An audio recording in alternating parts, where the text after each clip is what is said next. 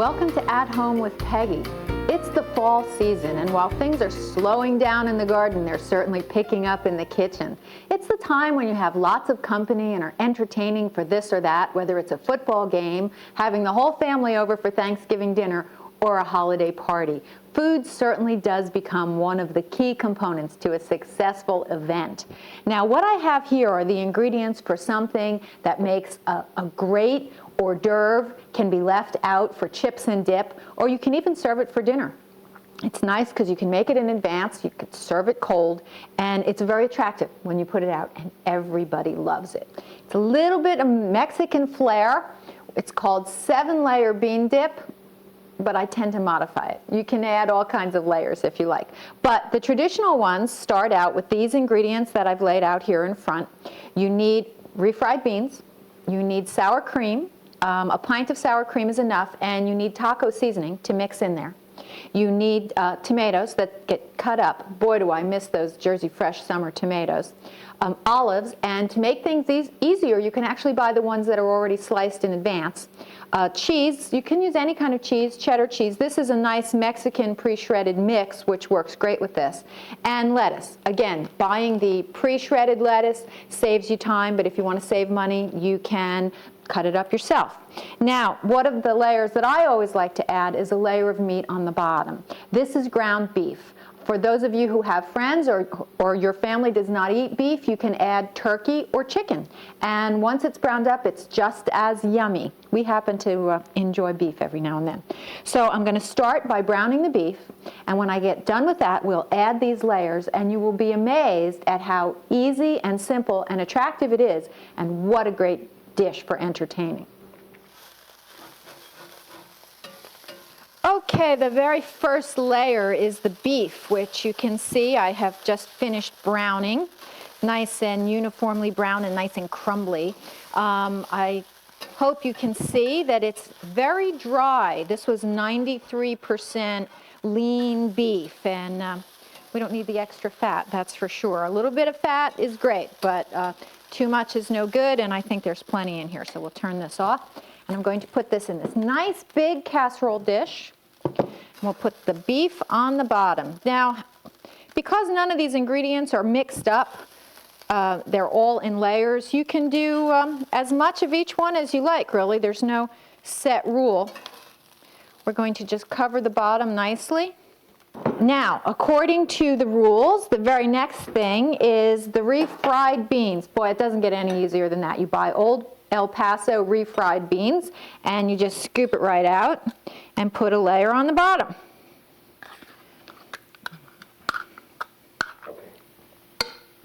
Okay, that should do it. There's a little bit of the beef poking through, but I don't think anybody will notice. Okay, after that, the next layer is the sour cream. Now, we have the sour cream. This is actually a little bit more than a pint, so I don't need the whole thing. And we'll scoop this into the bowl. And you need, this is where the taco seasoning mix comes in. And again, you know, if you like things spicy, use a little more. If you don't like things spicy, use a little less. It's really to taste. I'm going to use this package. I'm going to squish it so it's a nice fine powder inside. And we'll just sprinkle it to taste. Oh, that one's a little clumpy.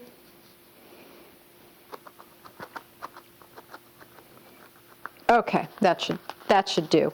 As a rule, I would say it's probably a little bit more than a teaspoon, but again, you know, it really can be to taste. And if you're not sure, just put a little in, mix it up, and if it's not spicy enough, well, then you just add a little more. Okay, I think I will taste it. Let's see. Just the right amount of zing for my family. Okay. We'll dump that on. Again, I'm going to dump it in little glops.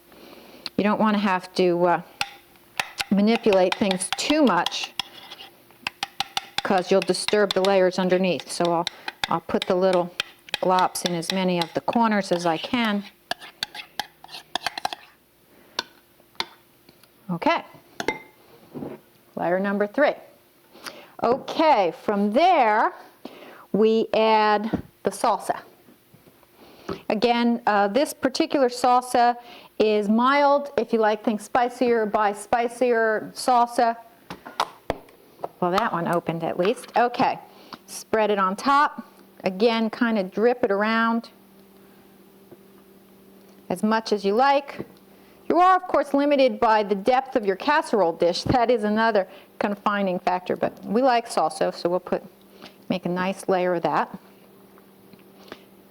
Not usually, if you pour it gently, you don't have to spread too much. You can see how quick this goes once you get started. Then the shredded lettuce.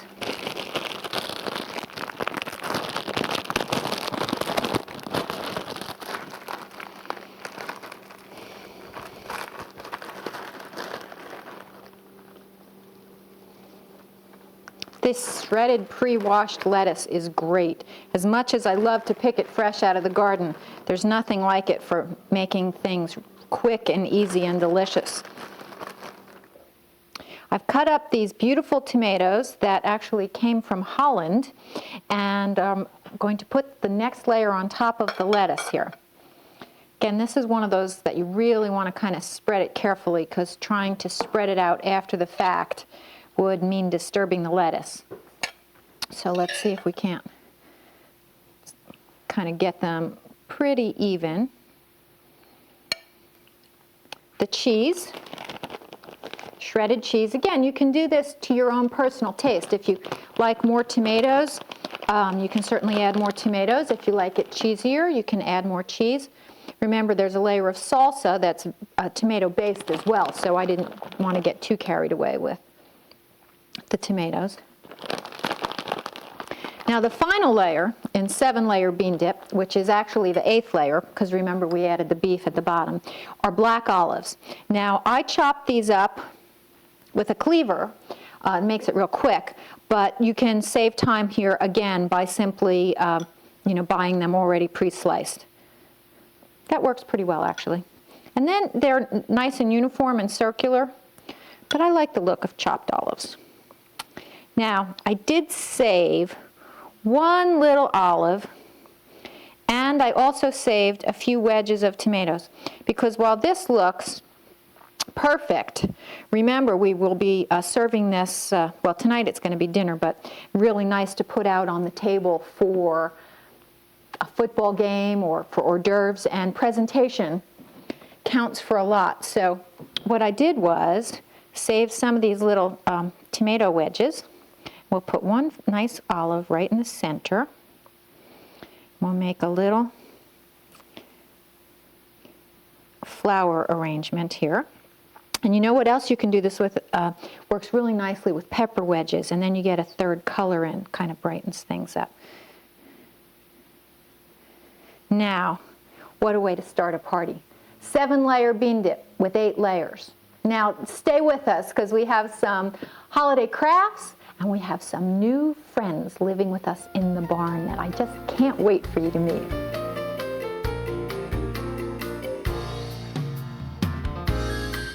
Finding that perfect gift for someone special is not always easy.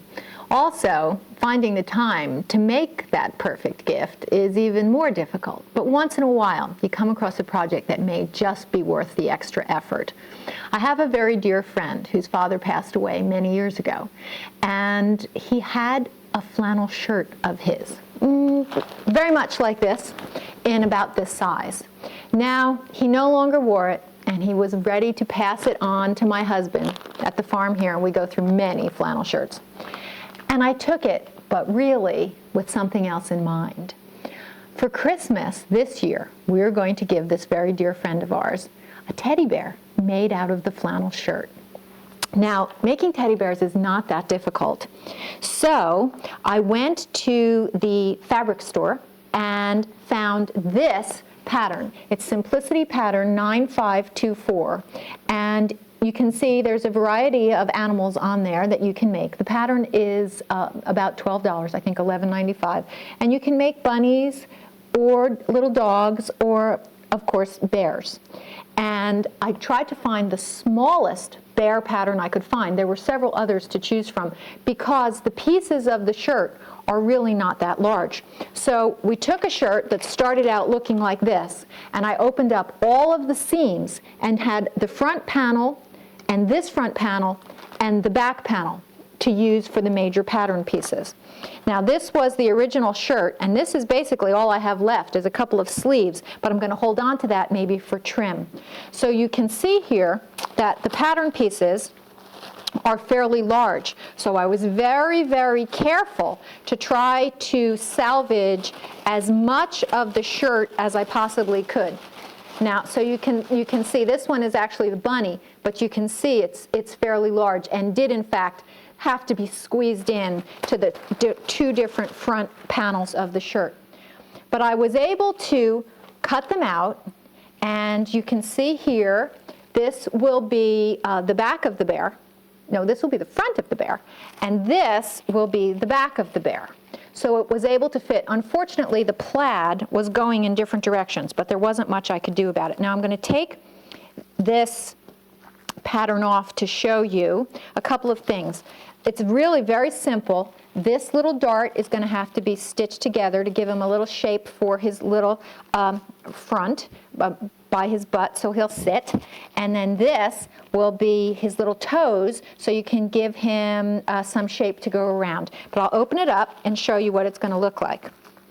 Now, it's really only 4 pattern pieces, so don't be intimidated. But when it's sewn together, you can see it'll look like a bear. You can see that this is his ears. He'll be sewn together, and this will be his feet.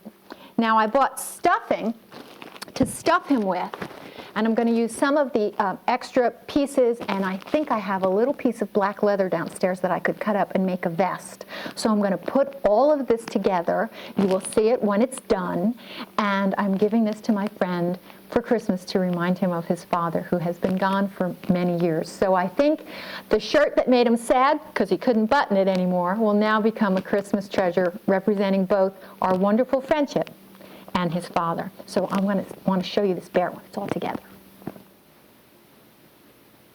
And here we have the finished bear. Now it was only 4 pieces with a couple of darts, so it was really very easy. I put him together and did his little face. Now these are just shoe button type eyes, and I was able to get a certain amount of depth to his face by squeezing his little face together and then connecting the eyes on the inside. That gives that little bit of depth and kind of contours his face. The eyelashes and the nose are just made out of black yarn, just a few quick slip stitches, not a big deal. And his little vest was made out of a piece of leather, just leather scraps, so it didn't have to be hemmed or edged, just a couple of seams. What I did do was, in order to shape the back, let's get him off here, I was able to put just a little dart in the back, one single dart, and that was able to shape the vest to fit the curve of his back. It was really very simple, just, you know, a couple of quick seams. Now my kids, of course, fell in love with this and got all excited when they saw him in his finished state and wanted him to have a little baby bear to go with him. So we made this one. And he has a little backpack made out of the pockets, and that's held onto him with just a couple of ponytail holders. And that has the stretch and keeps him on. Now this was very simple because I just drew a pattern. This is just a flat pattern, and I drew half of it, folded it in half, and cut it out to get the symmetry. So that was very simple, and then just stitching it around, stuffing it, and once again, the eyes and the little nose are just made out of yarn. So his little companion to go with him. Then my daughter insisted that the baby bear have a baby. So we have this little tiny one, which was also just a very simple pattern made the same way and stitched together with a ribbon. And this little button that's on his tummy here is one of the buttons from the shirt. So we will put this all together. I don't have too much left over, part of a sleeve here and a collar and one other sleeve. The rest are just scraps. So obviously out of one flannel shirt, you can get a family of bears that are going to the son of the person that originally owned this shirt. So it's going to be a very special Christmas present. So stay with us and the bear family, and we have more things to show you.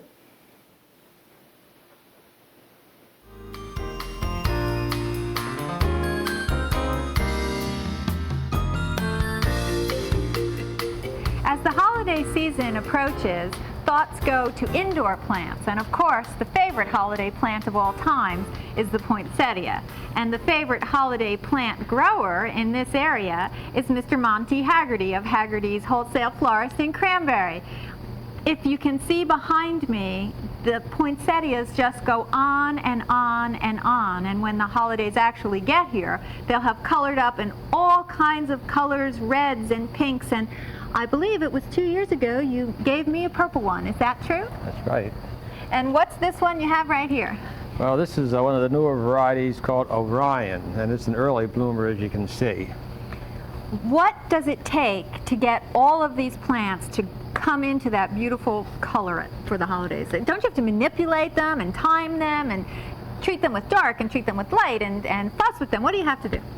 Well, the first thing we do when we start in the summer and the fall is get our schedule set up. And the bigger plants we'll plant sooner, and then we'll control them by the pinch. That's where we grow a single stem and pinch the top off. Can you show us how that would be? Well, you can see on the bottom where this was a single stem and we pinched it off. So that it branches, and that makes all these branches come out. Okay. Now we have to branch these, pinch these things quick enough so the branch will be tall enough. And then when we get into September, October, we have to watch our light and our heat. And these newer varieties, of course, in the old days when I was learning how to grow poinsettias, the magic date was always October 12th. After October 12th, you had to be very careful that your temperature was like in the 65 to 70 degree range. All day long or at night? No, at night. At night. And that the day length was nothing different than what nature has. In other words, you had the nights were long enough after October 12th that the poinsettia would set bud. Now they're a photothermal type plant. In other words, they have to have certain temperature and a certain day length to bloom. So what would happen if you came in here at 10 o'clock at night and turned all the lights on? Well, if you had them on long enough, the plant may go from a vegetative state or from a reproductive state back to a vegetative state. In other words, and so these pretty colored leaves have got to do with reproduction? Right. So they put on their display and get all beautiful for reproductive purposes. Yeah, actually all these pretty leaves you see are modified leaves. Sounds like Mother Nature's pretty consistent. And if you look down in the center is where the... the little tiny flower buds actually form in there. That's right.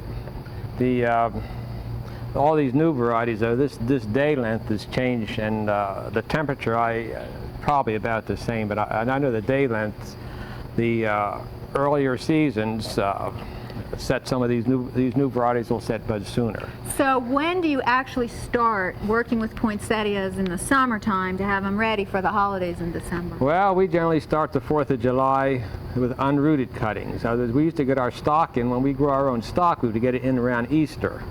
And then we grow those all summer. Then we start around the 4th of July taking our cuttings. And we snip the tops off, and then we root them right in soil. And then starting about the middle of August, when they were all rooted and ready to go, we'd put them in larger pots. Now this pot has 2 plants in it. And then we pinch those off and then let them go. And then we always did watch our lights, though. We were very, very careful to keep our temperatures proper through the whole growing season, and the lights, I was very, very careful that after even September that no lights ever came on these things. In fact, this house here has a street light outside that we make them turn off. They turn it off for us the 1st of October, so that there's no so they are in fact that light sensitive. Yeah, they are quite. I don't offhand remember the exact foot candles, but it's pretty low. So if people wanted to do this at home, you think they have much of a chance? Well, if you really want to do it, and I have that question all the time, how do I get my poinsettia to bloom? And what I tell them, after you just have to keep the temperature somewhere between 60 and 70 degrees. I know that's kind of hard in a house. And the day length should be exactly what it is outside. In other words, when the sun goes down, that plant goes in the dark. And when the sun comes up in the morning, it can be in the light. And people ask me, how to do that. Well, a lot of people put it in a closet, and I've had people even put them in the closet in September and take them out in December and can't understand why they didn't flower. But why they're dead? But the best thing to do, if you've got a bedroom or some room that does not get any artificial light. So a guest room maybe that you're not using. That's the room to use. And not with a street light outside, or not over the porch light. No, that's right. All Yeah, of those things. So you have to find just the right spot. That's right. Now, what's your favorite variety? Oh, I still like the red. You like the red, the I like the traditional red one? Traditional red. And, I like the purple one, but it wasn't purple enough. You think they're going to get better in that? well, time will tell. Time will tell? Time will tell. The fact right now, the poinsettias are, I don't know how many varieties my son has here, but he's probably got in the neighborhood of 20 plus varieties, and everything from pink to rose to red and white variegated to pink and red variegated, just every color in here you want to see. Well, I would like to thank you for sharing all that with us. Well, and it's a pleasure. I know it's a little early right now, but Merry Christmas. Well, thank you. Thank you. Sandy, this is one of the most wonderful places I've ever been to. How long have you been here? About 5 months now. Wait a minute. There are barns, there are pastures, there are a zillion animals. How'd you do all this in 5 months? We hired out, and I have a husband that works his butt off, and that and my in-laws have helped us, and it was wonderful because without them we couldn't have done it. Wow, extended family, and obviously your husband is a treasure. I have one of those too. But who's this? This is us, Norman. Competition? We do. No, and he's not going to be dinner either. This is Norman. We take him to nativity scenes with us. We bring a camel, we bring a donkey, a couple sheep, a couple goats, and he's our star attraction because he licks all the kids. You have camels. You have camels A here. couple camels. We have a dromedary and a Bactrian. Okay, which is hump? which is what?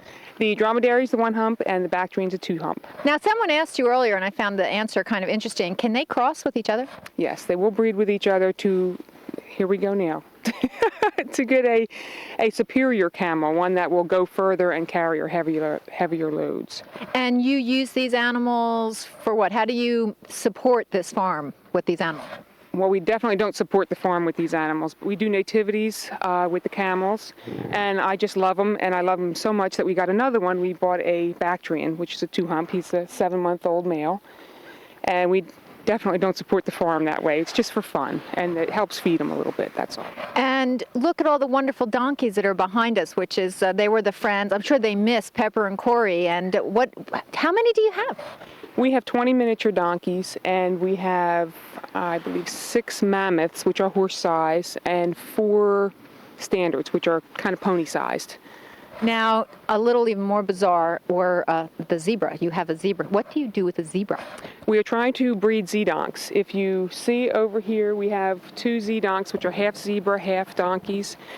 We use the male zebra to breed a female donkey, and you come out with a much more manageable zebra-type animal.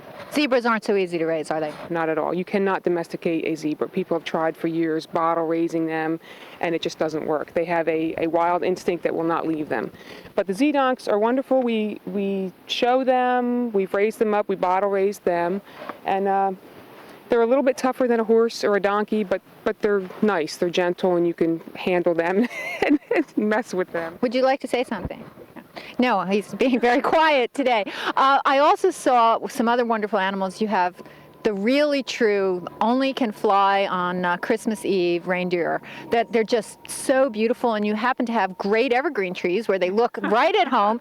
What do you do with reindeer? Unless, you're Mr. and Mrs. Claus in disguise. We actually got them because I like them, no other reason.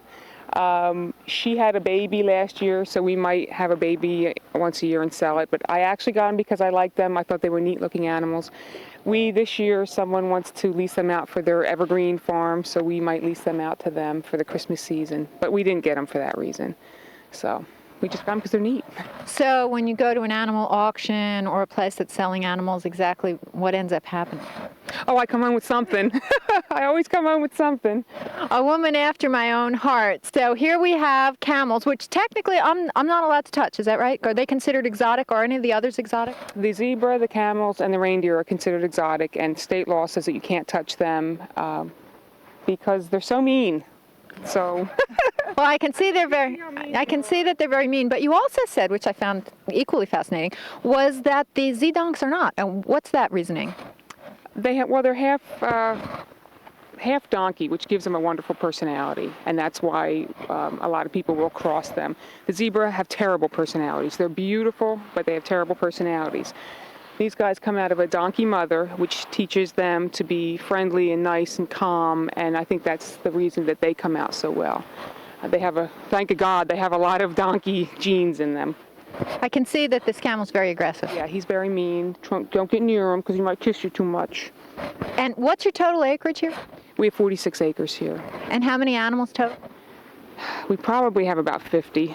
I hate saying that because we have sheep and goats and they're just little guys. But we're eventually going to pasture in everything, so they'll have a lot more room to roam. We just moved from a 11-acre place, and we needed more room for the animals and for us. I have 2 little girls, a 5-year-old and a 3-year-old, and we wanted a bigger house, and so we did. And kittens and chickens and pygmy goats and a sheep and turkeys and a pond and it's a... Egyptian geese, and we have all kind of stuff.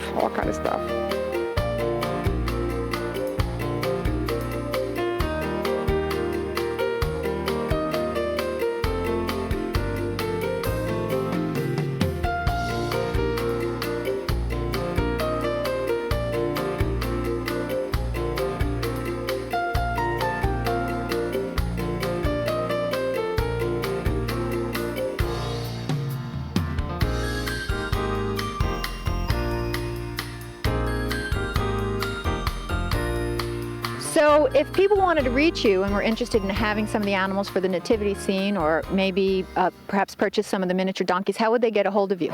Well, we are located at 60 Harker Road in Chesterfield, and our phone number here is 609-324-0903. And our main business is miniature donkeys. We raise them, sell them, show them. We have about 10 babies a year, and we find that a lot of people, once they see miniature donkeys, they love them and they keep coming back for more, which we're real happy about that.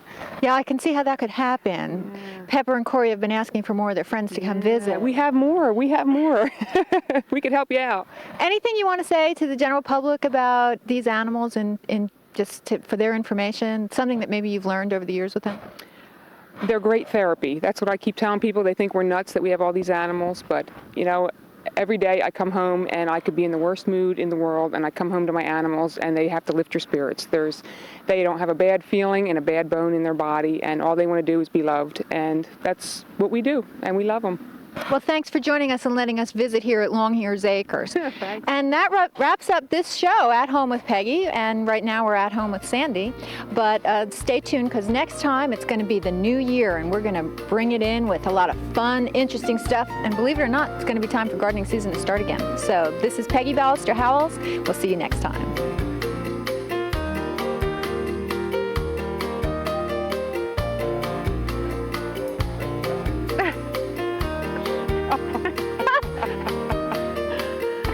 Be filming this. Yeah, really. Be happening. I'm going to use this package, which we have.